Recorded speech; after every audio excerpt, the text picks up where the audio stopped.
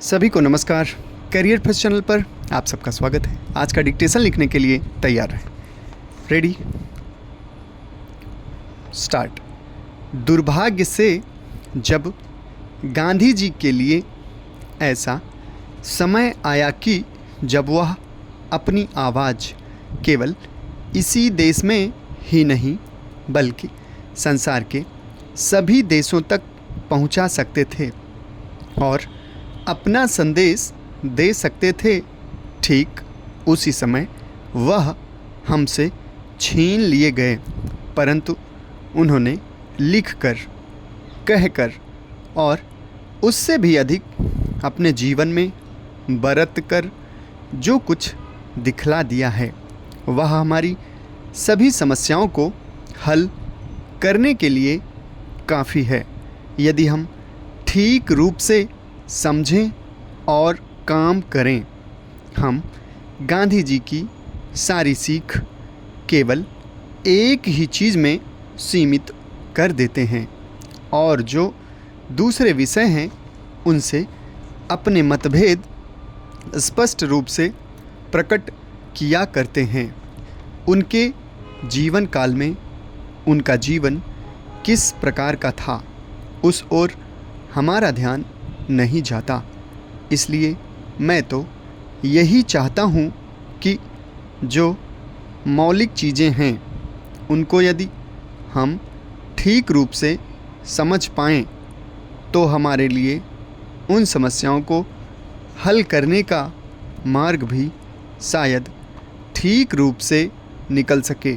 मैं यह नहीं कहता कि वह केवल युद्ध का परिणाम है, हमारी अपनी कमजोरियां भी हैं तथा अन्य दूसरे बाहरी कारणों का भी प्रभाव पड़ा है। युद्धों में जो बड़ी क्षति देश विदेश और सब लोगों को पहुंचा करती है वह यही है कि लोगों में चरित्रहीनता आ जाती है।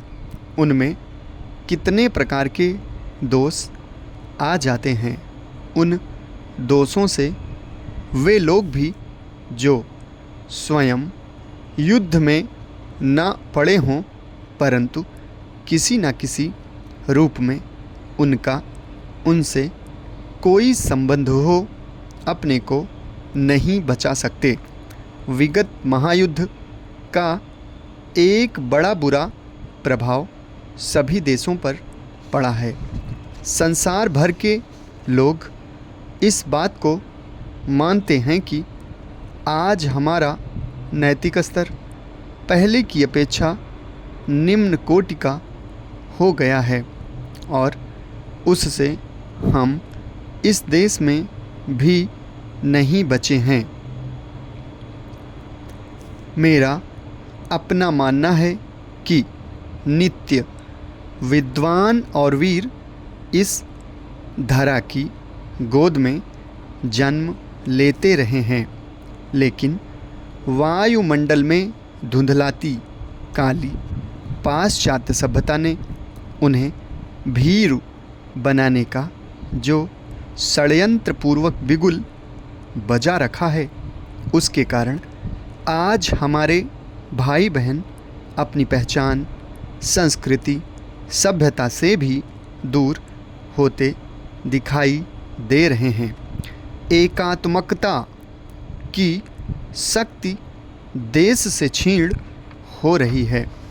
देश सेवा के लिए कोई विचार नहीं करना चाहता क्योंकि उसकी मानसिकता वर्तमान में सुख वैभव को बटोरने में लगी है, किंतु अंत में उसे मिलता कुछ नहीं है। भारत को आर्थिक रूप से फिर गुलाम बना लिया जाए ताकि फिर यह अपनी बात अपने ढंग से न कर सके। भारतीय इतिहास इस बात का सदैव ही साक्षी है कि यहाँ पर वीरों की, विद्वानों की कमी नहीं है। समाप्त। धन्यवाद।